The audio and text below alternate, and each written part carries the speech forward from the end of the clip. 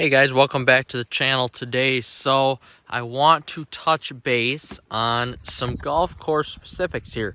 So as you can see, I'm out mowing greens here with my backup mower, and I did double verticut about a week ago now, 6 days ago to be exact. So I kind of want to touch on the pros and cons of verticutting. So looking at these greens here, first, actually, I want to start with the pros. So of course the iPhone doesn't do a great job at picking up true realistic colors right now. These colors are ever changing on the iPhone, as you can see. But anyway, so going back to the discussion, I verticut about a week ago. And why did I do that? I want to touch on some of the pros here first. So as you can see, or if this hole does a good job, I have to change cups here. As you can see, it is a little wet. We did receive some rain, but there is a layer of thatch that goes down to about there. So about a half inch, 3/4 of an inch layer of thatch on these greens. So with my verticutter cutting down that 3/8 of an inch range that I like to verticut, that essentially tears up that thatch, relieves some of the thatch layer that can happen on bent grass greens in the Midwest and in the northern, specifically northern part of Wisconsin. Thatch runs rampant around here, and verticutting essentially relieves that thatch layer along with aerification. So I double verticut, meaning I went that way and then across the other way, and I like to do that once every 3 weeks here in the spring and the fall, and maybe if I'm lucky, if I have time, in the summer. Now that really relieves that layer of thatch, and not only does it relieve that layer of thatch, it allows the grass to breathe. So the grass is able to absorb moisture better into the roots specifically and dry out faster, which is great. So now we can get our nutrients in the grass a little bit better. I fertilized before I verticut, about 2 weeks before I verticut, and now I will fertilize, of course, when I go and spray here. After this week-long rain session ends, I will go over and spray and fertilize with some liquid fertilizer then too. So that allows all the any sort of fungicide or fertilizer or any sort of nutrients to get into the plant better. And not only if we had some sun here, which we don't, but the sun is able to penetrate the canopy and penetrate the leaf and essentially get into the turf a little bit better to promote a better root structure. Now, of course, root structure is different than thatch in that root structure actually helps the plant grow. Thatch is just all that decomposed dead material. That happens over time, and we get a lot of that here in northern Wisconsin.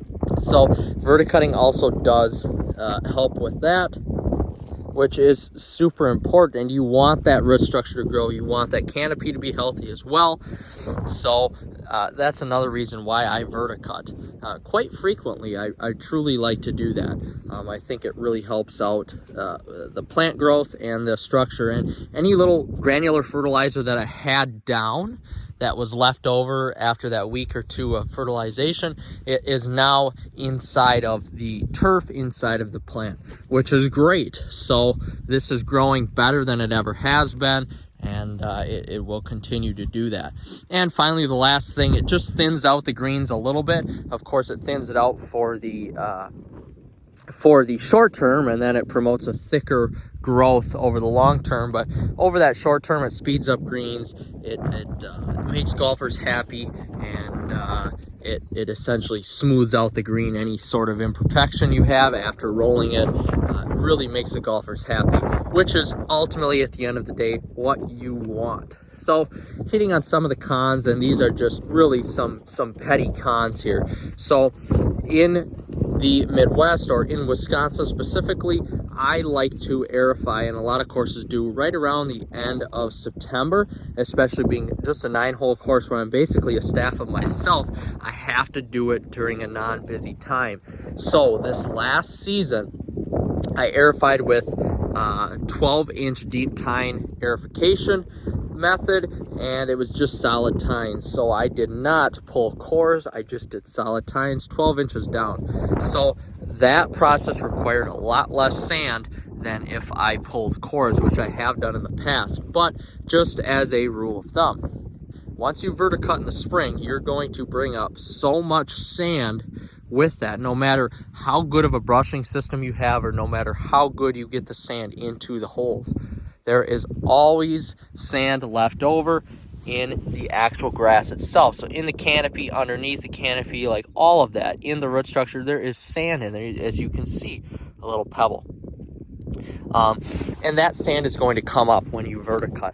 So the most important thing is, and this is why I have been using this and why I continue to use it, you have to have your backup set of reels for the aerification process and the verticutting process. And it sucks because this mower for me is the only mower that I can verticut with and mow greens with, and tees and fringes for that matter. So it's a process to switch out verticutters to greens. So I cannot go over verticut and then follow up with my normal greens mower, because I don't want to ruin those reels in a sense, because I don't have a grinding machine here to take care of any issues or imperfections that come up with the reels or the bed knives. So that is a very long process. It is a night and morning process for me, especially when you are double verticutting. So you have to be prepared in order to have a few pieces of equipment or a few different sets of reels on your mower to handle the amount of sand that is going to come up, especially in the springtime. Now in the fall, it's a lot easier. You're not going to bring up nearly as much sand because all of that sand over the course of the 3-4 months is going to work itself down into the turf, which is what you want over time. Another con, of course, is the time. It takes a lot of time. When I did this, I was out from basically 7 o'clock until 11 o'clock p.m. doing this, and then up early in the morning to mow the greens and make sure that they were clean. And I had to do a double cut on as well, a double mow on the greens. So it is very time consuming. And the last con really of it is that if you're not able to get out right away with some humic, which is just iron or main event, your greens really aren't going to look the best. And to the normal person in the spring, they don't give a crap about what your greens look like as long as they're rolling okay. But for the superintendent, of course, yes, we do care about what our greens look like. So I lost a lot of color verticutting, and especially in the higher spots on the greens. And of course, it's really tough to tell right now with the iPhone, but you can kind of see areas where it looks good and where it doesn't look good. And essentially what it does, and you know, it can be worrisome at times, but you're ripping up the plant essentially. So any plant that doesn't get ripped up, you're damaging the tissue, you're damaging the crown, anything. I mean, you're damaging the whole part of the plant. So essentially it's going to brown and look dormant. So your greens are going to lose a lot of color, and it does last for a little while. So in my case, where I've had rain almost every single day, I haven't been able to do the stuff that I wanted to do in terms of spraying to get that color back, at least for the short term. Now in the long term, of course, it's going to be fine. There is no worry, but you just have to keep that in mind as well. But of course, verticutting, the pros way outweigh the cons, and I like to do it once every 3 weeks here in the spring. So if I'm lucky, I'm able to do it 3 times. One of those times is a double verticut, maybe 2 of them. And then I really like to do it 2 to 3 times in the fall as well. And then maybe if I'm lucky, once in the late part of the summer, right before a spray. And it's important that you do your sprays, of course, after you verticut, I think, in my opinion. So everything, all the fungicides or whatever you're putting down, liquid fert or iron, anything like that, soaks into the plant better. Of course, unless it's a fungicide where it's just contact on the leaf itself.